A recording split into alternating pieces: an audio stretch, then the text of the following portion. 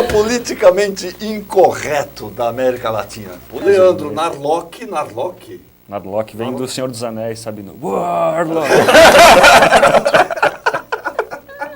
E Duda Teixeira. Prazer receber vocês aqui.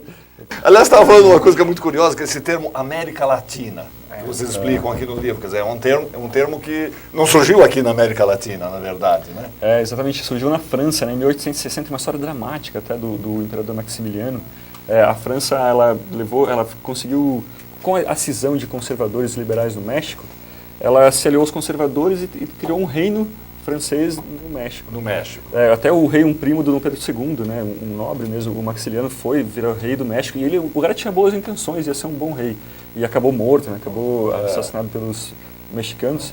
Mas tentando achar alguma semelhança, alguma intimidade entre o México e a França. Uma aproximação, uma coisa mais... Bom, o que é parecido é a língua, né?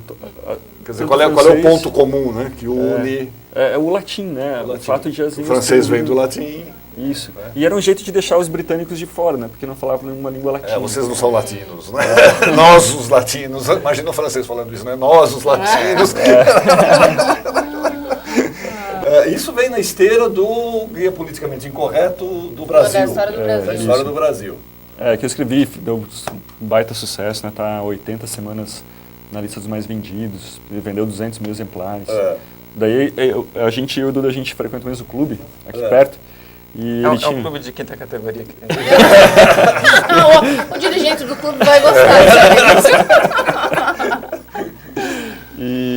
E a gente... Começaram a trocar uma ideia. E aí saiu a ideia do livro. Exatamente. Legal. Como que foi mesmo? Você tinha acabado de voltar da Bolívia, né? Eu tinha feito uma matéria de Bolívia que era... A gente alfinetava lá o Evo Morales, a gente falava que ele não era índio. Porque você trabalha... Eu trabalho na Veja, e eu conheci o Leandro, porque o Leandro trabalhava na Super. Super interessante. Super interessante. E depois ficou um tempo na Veja, a gente se conheceu. E aí eu tinha acabado de fazer essa matéria de Bolívia. E aí, conversando com o Leandro lá nesse clube, e aí o Leandro veio com umas histórias de Potosí na Bolívia, que eu jamais tinha imaginado, de escola de balé em Potosí. Isso, e Potosí na Bolívia, no século XVI, São Paulo, por exemplo, era só um caminho de entrada para a Bolívia, que era onde tinha prata. Né? E Potosí, hoje uma cidade super pequena, histórica, né, tipo Ouro Preto, tinha assim escolas de balé, tinha 10, 12 escolas de balé, tinha vendedor de seda indiano, porque tinha muito dinheiro, né? Século XVI, no comecinho, quando tinha acabado de descobrir o Brasil, então, lá por 1560, por aí. Muito estranho. Como essas coisas chegaram lá? Pois então, chegam, né? Quando tem dinheiro circulando... o dinheiro que leva, né? Exatamente. Na verdade, elas iam todas pela Argentina, né? Pelo Rio da Prata, tal, subiam e chegavam lá. E o Paraguai, o São Paulo era uma das... uma rota alternativa, né? para chegar até lá. Mas e aí o Leandro falou assim, vamos fazer então o guia, e já era um sucesso o Guia do Brasil, né? E aí foi no começo do ano passado, ele falou, vamos fazer da América Latina, né? E aí a gente já conhecia histórias mais polêmicas do Che Guevara, então tipo que Che Guevara tinha fuzilado um monte de gente, aí depois que eles tomam... Mas eram coisas assim mais ou menos esparsas ainda. A gente já conhecia onde tinha... a gente já sabia onde era o vespeiro, a gente só não tinha mexido lá ainda. E aí foram aparecendo outras coisas, né? À medida que a gente foi apurando, foi lendo mais coisas. Quais foram as principais fontes? Onde é que vocês vão buscar essas informações fidedignas, vamos dizer assim, né? A nossa postura é bem de jornalista, né? A gente não vai em fontes primárias, a gente só reproduz o que historiadores já disseram. Tem novos estudos muito bons. E também jornalistas, tem alguns capítulos que são mais de biografias, por exemplo, do Che Guevara, do Fidel. A gente descobriu coisas ótimas sobre o Fidel, por exemplo, que eu até estava te falando, que o Fidel, em 56, antes da Revolução, ele acusou o Fulgêncio Batista, né, o ditador de Cuba, de ser comunista. Ele escreveu, você se esconde atrás da foice do martelo, você não é democrático. E nessa época ele era mesmo, inspirava a democracia. Né? O Fidel ia para os Estados Unidos arrecadar fundos. Os maiores empresários de Cuba apoiaram o movimento, tudo é impressionante. Né? Che Guevara, acho que é o maior ícone da revolução, de todas as revoluções, eu acho, né? Exatamente, um grande jovem revolucionário. Jovem, bonito, idealista, revolucionário. Como é que vocês demolem Che Guevara? Que ousadia é essa? Eu acho que ele está na ONU aí, não. A primeira imagem era da ONU. Né? Que na ONU foi onde ele enfim, assumiu publicamente, né? Fuzilamos e seguiremos fuzilando enquanto for necessário. Nosso regime é um regime de morte. Né? Nosso regime é um regime de morte, ele dizia isso. Deixa eu ver. Ele é acusado por um órgão semelhante ao Tortura Nunca Mais, de Cuba. De Cuba não, de cubanos. De 144 mortes, por motivos políticos, né? E não dá para entender por que hoje as pessoas gostam tanto do Che se ele matou... Se ele fez tudo isso. Tanto como a ditadura brasileira. Essa coisa do fuzilamento, por exemplo, eu me lembro que eu era moleque, por exemplo, a gente brincava disso.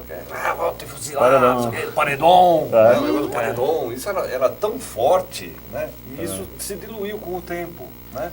Essa má impressão, essas coisas, acabou se diluindo e ficou mais essa imagem do herói mesmo. Né? Do defensor dos oprimidos. Defensor dos oprimidos, exatamente. Né? Essa coisa. Pacifista também, né? O Che era um cara que estava louco para provocar uma guerra nuclear, né? E hoje ele é visto, enfim, desde o movimento hippie e tal, o pessoal via ele como um símbolo mesmo de pacifismo. Ao lado do Gandhi, né? Ao lado do Gandhi, exatamente. Muito ajudado por aquela famosa foto do Korda, né? Essa foto é linda. Que pegou aquela foto maravilhosa, né? Que está em todas as camisetas do mundo inteiro, né? Pôsteres, né? Talvez seja uma das imagens mais reproduzidas do mundo. E uma coisa interessante, o Che queria provocar essa guerra nuclear e quando está a crise dos mísseis, que a coisa está realmente tem um risco, onde o mundo quase chegou numa terceira guerra mundial. Né? Eles vão até a embaixada soviética e perguntam se tem espaço para os líderes revolucionários ali ficar no abrigo nuclear. Mas é uma coisa que assim, eles não se preocuparam com o resto dos cubanos, né? Tipo assim, se tiver uma guerra, a gente... enfim... E a economia cubana, quer dizer, logo após a posse dos revolucionários, né, assim que eles assumiram o poder, a coisa começou a degringolar, né? Vem degringolando progressivamente até hoje. A gente até fala no livro, imagine se hoje alguém chegasse num sindicato da ABC e falasse, propusesse coisas do tipo, companheiros, os trabalhadores precisam trabalhar nas férias. Quem é preguiçoso tem que ganhar menos, tem que ir para campos de reeducação. Era o que o Che pregava. Então, que história é essa de que ele é a favor dos trabalhadores? Né? Agora, uma coisa curiosa da Revolução Cubana, eles tinham uma preocupação muito grande em registrar. Acho que deve ter sido o movimento revolucionário que mais tem registros filmados. Tal. Eles filmavam tudo. A gente tem imagens, então, do Che Guevara trabalhando, ajudando a construir casas, plantando, né? Aquela coisa bem, estou próximo do povo. Né? E tem até dissidente cubano hoje que critica muito o Che Guevara e tal, mas eles lembram disso, né? Tipo, o Che, na hora que eles começaram, a economia começou a cair, patinar, né? Cuba tinha uma safra de açúcar que era 6 milhões. Um dos maiores fornecedores, né, de açúcar. Um ano depois já está na metade, depois cai para assim, é uma coisa absurda, né? E o Che, então, tinha essa coisa de, não, vamos todo mundo professor universitário, engenheiro médico, para a gente ir lá cortar a cana. E ele era um dos primeiros que chegavam lá para cortar. Tirava a camisa e... E as pessoas acham que isso é uma coisa... E as pessoas acham que isso é uma coisa positiva, né? Pô, positivo é o professor universitário tá na universidade dando aula, né? Cortando cana. Pancho Villa, esse é herói de uma infinidade de filmes mexicanos. O mais engraçado é que em 1915 um estúdio de Hollywood quis fazer um filme sobre o Pancho Villa. E eles chamaram o próprio Pancho Villa para interpretar a si próprio. Né? Si mesmo. Ele foi? Foi. Que bárbaro! E é engraçado que ele é um personagem real baseado em fatos ficcionais, é o contrário. É o contrário. Nossa. Porque ele muda a roupa dele, né? Porque os americanos, eles veem que se ele tivesse assim com esse chapelão e tal, que não ia ter muito, o público americano não ia gostar. Ia respeitar muito. Então eles colocam ele mais com uma roupa mais militar, um chapéuzinho e tal, e ele adota isso depois como roupa para ele, quer dizer... Gostou do personagem. O personagem dele mesmo, né? O Pancho Villa também é um ídolo, principalmente lá, né? No México, por exemplo, né? É mesmo. Reverenciado. Mas também na Argentina, né? Na Casa Rosada, a Cristina Kirchner, ela fez uma galeria dos patriotas latino-americanos, né?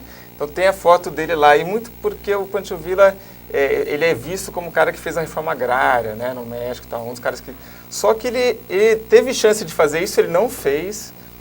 Quando ele fez foi muito pouco, ele deu terra para os amigos dele do exército, né? Reforma agrária para nós outros. Para nós hermanos, E no final da vida dele, ele recebe uma fazenda que é um latifúndio e ele não divide isso com ninguém. É extremamente cruel, né? Com os ele trabalhadores. vira o latifundiário cruel, porque já tinha gente trabalhando ali, e ele mantém essas pessoas trabalhando lá e submete elas a uma disciplina militar, assim, ameaçando fuzilar o pessoal e obriga o pessoal a acordar às 4 da manhã. Esquema cravista. Então, imagina isso, né? Posto de todo o discurso, né? De toda... Mas é muito curioso que na época do Pancho Villa se fumava maconha tradicionalmente no México. Ah, né? tem o lance da marihuana. É a marihuana. Marihuana. Quer dizer, tradicionalmente já se fumava, o povo já usava a marihuana. É isso, os soldados do Pancho Villa principalmente, né? E tem até um caso que eles se atrapalham nos arames farpados porque foram atacados de repente, estavam chapados de maconha. E até a proibição da maconha tem muito a ver com isso, né? Porque o bando dele atacou uma fazenda do Hearst, né, o cidadão Kane, o grande magnata da mídia. E a partir de então, a campanha contra os mexicanos nos Estados Unidos ganhou força, né, e todo esse cerco. A maconha é proibida muito por preconceito aos mexicanos, aos imigrantes mexicanos nos Estados Unidos. Né? E a música... E eles tratavam por esse nome, de marihuana? Era cannabis, né? O nome marihuana ele é dado pelos americanos como uma maneira de dar um preconceito para a maconha, né? Porque eles juntaram duas palavras que soavam como latinas, né? Maria e Juana. Né? Agora, a musiquinha que a gente conhece, La Cucaracha, já não pode caminhar, porque não tem, né? E isso é uma música que os soldados do Pancho Villa cantavam. Não tem marihuana para fumar. Que barato! Allende. O Allende, claro. Salvador Allende, Chile. Esse foi o que mais surpreendeu a gente. A gente tinha epifanias, assim, a gente descobriu que não sabia nada sobre ele, só sabia sobre o Pinochet, e claro que é uma história que deve ser aprendida, né, toda a crueldade do Pinochet. E tal. Mas eu pensava que o Allende era gente boa, que tinha sido um governo legal. E tal, a imagem que a gente tem realmente, né? Que ele tentou fazer um socialismo com democracia, né? Mas é uma coisa que nunca, em lugar nenhum do mundo que foi tentada, deu certo, né? Você consegue juntar socialismo com democracia.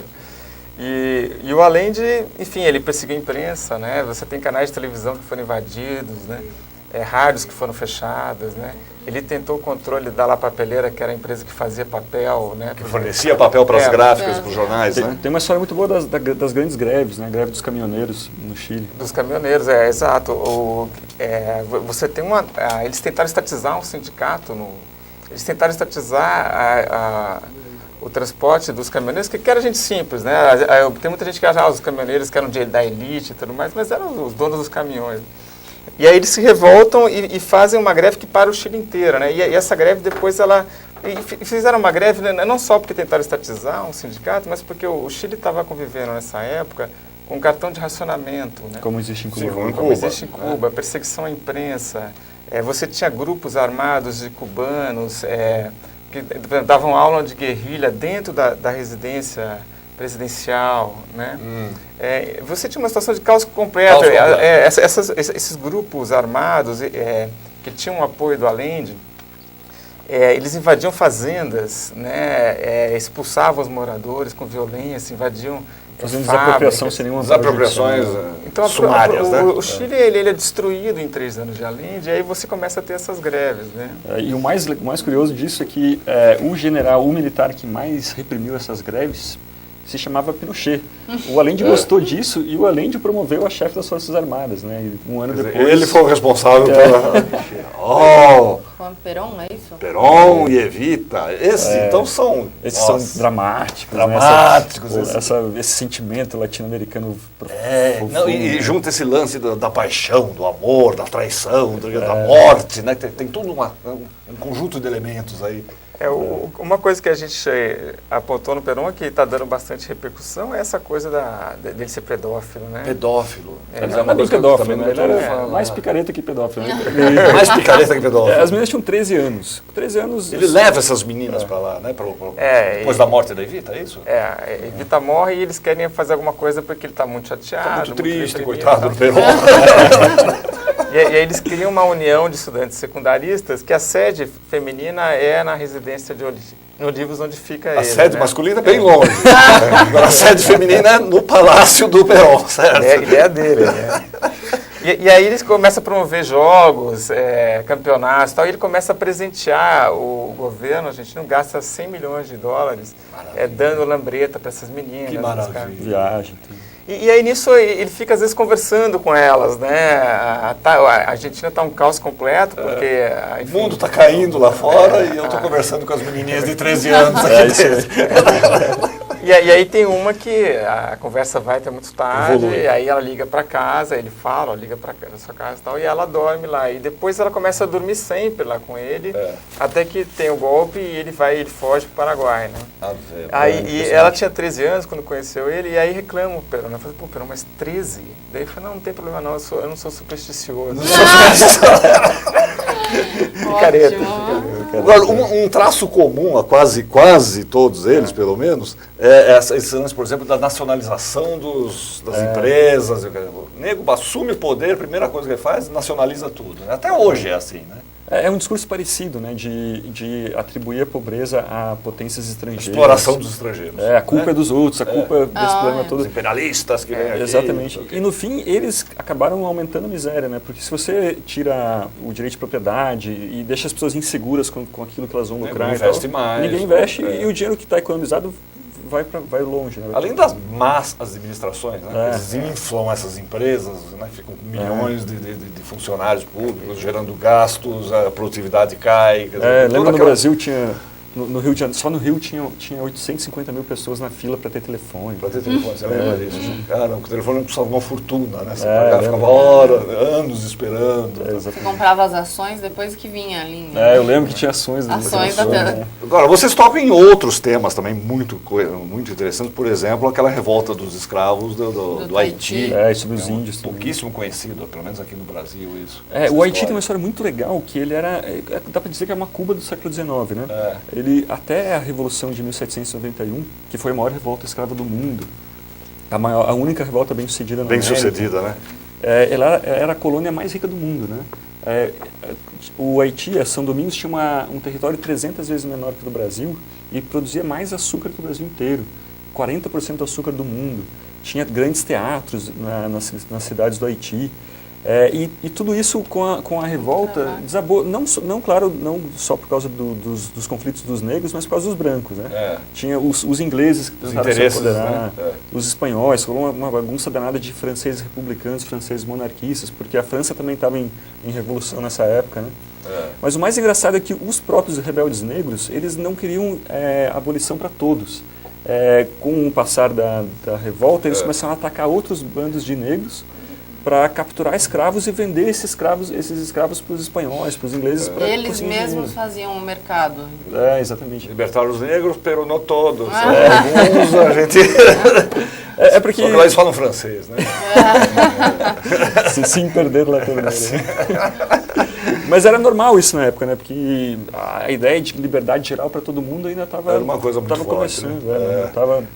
Vocês falam também do Simão Bolívar, né? Vocês falam quem mais tem aqui? Os astecas, né? Dos incas. Dos incas, dos astecas. Os incas têm histórias ótimas, né? Os incas, eles cultuavam múmias, como os egípcios, mas eles achavam que as múmias estavam vivas, de alguma forma vivas, né? Eles levavam as múmias nas cerimônias. Uma múmia ia visitar outra, nas reuniões de Estado, né? Uma múmia visitava Levava as múmias para fazer o couro, né? Compor a mesa. Engraçado. Guia Politicamente Correto da América Latina, Leandro Narlock, Duda Teixeira, que estão aqui com a gente, lançamento da editora Leia, já é um sucesso, né? Isso é o primeiro mais vendido no Brasil. Tá mais vendido no Brasil no momento. Beleza, gente. Sucesso para você. Parabéns. Parabéns pelo pelo trabalho. Leandro, Duda. Sucesso. Obrigado. E boa sorte aí no próximo Na próxima Politicamente Incorreto.